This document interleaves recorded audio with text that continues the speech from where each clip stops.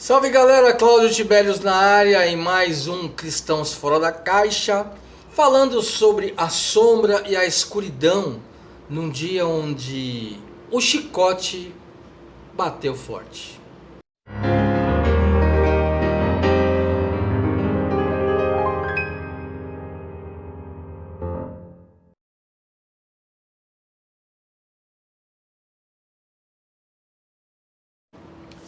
Tudo bem, galera? É o Cláudio aqui novamente. Estamos trabalhando essa série A Sombra e a Escuridão, falando sobre os problemas que envolveram a última semana de Jesus antes de sua morte e ressurreição.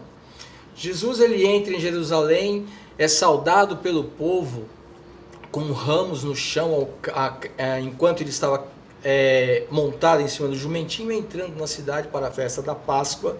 Vocês lembram, né, que Jesus ele entrou lá na cidade e muita gente não conhecia ele, né, no texto de Mateus 21. E assim que Jesus entrou em Jerusalém, toda a cidade ficou alvoroçada, né, e comentavam: quem é este? Então imagina a inveja e a raiva que os líderes religiosos sentiram naquele momento. Eles já tinham lá os planos para tentar prender ou tentar mesmo matar Jesus, porque ele era meio fora da caixa, né? Então ele curava aos sábados, no momento que o pessoal ficou numa crise gigantesca, onde eles queriam a todo custo calar a voz da verdade, calar a voz da verdade.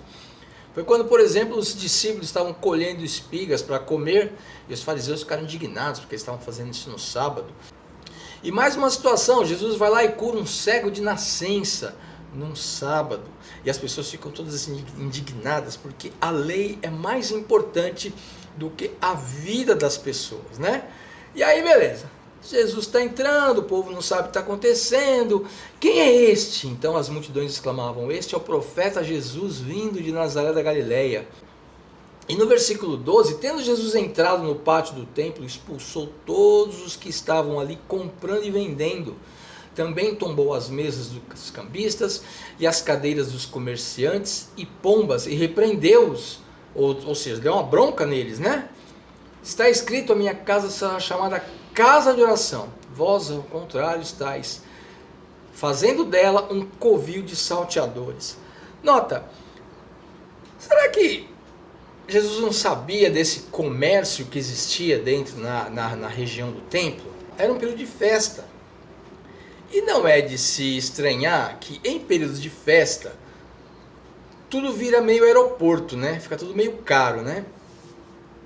E será que não era de se estranhar que por que Jesus teve essa atitude esse ímpeto? Porque naquele momento, no período de festa, com as multidões indo para Jerusalém, visitando o templo, o que elas tinham na cabeça não era abençoar o povo, mas era lucrar. Porque haviam pessoas que poderiam comprar ali, por exemplo, animais para o sacrifício.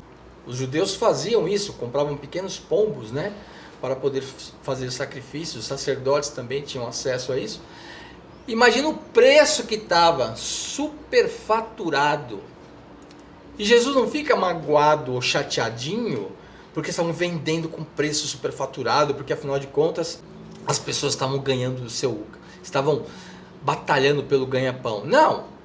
O que Jesus criticou foi a ganância daquelas pessoas em querer ganhar em cima de algo, usando principalmente uma festa religiosa onde afluíam para aquela cidade centenas de milhares de pessoas. Hoje nós vivemos um tempo em que os mercadores da fé usam, juntamente com a liderança, meios escusos para ter mais lucro, ter mais dinheiro. Eu ouvi falar de histórias horrorosas de pessoas que, por ter uma unção especial, eu tentei buscar uma palavra aqui porque eu sei que tenho amigos que não são desse cristianismo evangeliquez, então algumas palavras têm que ser interpretadas, né? Esse unção é o poder. E por causa dessa unção especial que é o poder, Eu ouvi dizer que caras que cobravam dinheiro para tirar foto junto. Aí você fala, tá vendo como o evangélico é podre? Não. Presidentes, artistas, pessoas de várias religiões. Então o que nós temos aqui? Nós temos pessoas que ficam totalmente estressadas quando se fala muito sobre essa coisa do dinheiro na religião, mas infelizmente é uma verdade horrorosa, porque, por exemplo, o texto segue, e aí levaram Jesus no templo, cegos e aleijados, ou seja, Jesus foi lá e expulsou todo mundo.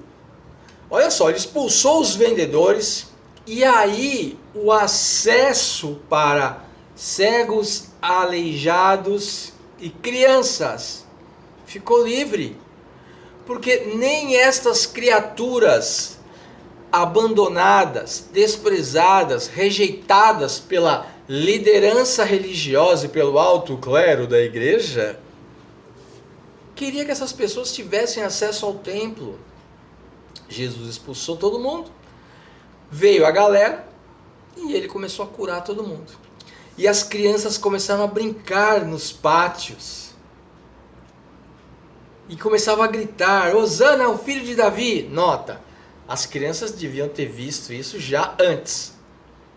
Por alguma razão, lógico, elas viram antes, né, na entrada de Jesus em Jerusalém, e elas continuaram clamando e exclamando isso. Aí os sacerdotes e os líderes viram e falam assim, não ouve o que essas crianças estão proclamando? Ao que Jesus respondeu, sim. E vocês nunca leram que dos lábios das crianças e dos recém-nascidos suscitasse o verdadeiro louvor? E depois que ele fez todo o trabalho de limpar a casa e ajudar quem precisava de ajuda, ele foi embora. Os líderes religiosos, eles ficaram tomados de uma inveja gigantesca. Como eu falei há pouco tempo atrás, eles já queriam botar um freio em Jesus, porque ele não compactuava com, agora nós vamos entrar aqui numa lista perigosíssima, não compactuava com o abuso contra os pobres, o abuso contra pessoas de outras raças, o abuso contra crianças, o abuso contra as mulheres, o abuso contra uma sociedade que estava carente de amor. Isso trouxe uma situação de desespero, porque as estruturas da religião estavam sendo abaladas por conta de um homem. Algo precisava ser feito, porque na cabeça desses meninos imbecis, na cabeça dessas pessoas não muito dotadas de entendimento, o que eles tinham medo? Eles tinham medo de perder o poder, perder o conforto, perder a direção e fazer com que o povo tão oprimido começasse a adorar a Deus sem a necessidade deles. Aí a gente começa a perceber no começo da pandemia, vamos trazer para o nosso tempo, o desespero das grandes comunidades neopentecostais principalmente, e algumas comunidades não tão seguras em Deus, que era necessário ter o povo na rédea curta dentro do templo para manter os seus benefícios financeiros. Ora, onde já se viu? Nós precisamos do dinheiro em espécie, não precisamos das contas bancárias e dos depósitos automáticos. Qual que é o interesse desses líderes religiosos, além da inveja? É o lucro. E nós vemos isso no Brasil acontecendo há muito tempo, de forma descarada. E as pessoas vão passando um pano. E por conta dessa inveja e desse desespero em manter o poder, é que algumas igrejas se mantêm firmes no propósito de simplesmente apoiar o errado e mentir, fazendo com que pessoas se percam e se desviem do caminho que Deus traçou. A gente vai ver mais na frente uma outra coisa que deixou os líderes religiosos bem estressados. Porque depois dessa situação, Jesus começa a falar sobre o final dos tempos. E ele chega a falar que aquele templo, Jerusalém, tão adorado, que era o símbolo máximo da religião, seria destruído. E o novo templo seria erguido em 3 dias. Jesus estava falando dele mesmo, que quando aquelas paredes caíssem, todos seriam atraídos pelo templo maior que se ergueria, que era o corpo de Jesus.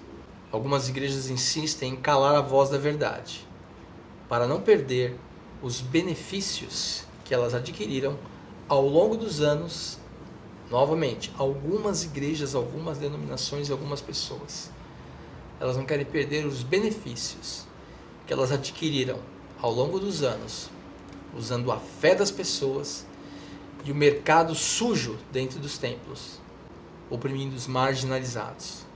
A gente vai falar depois o que Jesus tem a dizer a essas pessoinhas que se esconderam atrás da religião para se dar bem.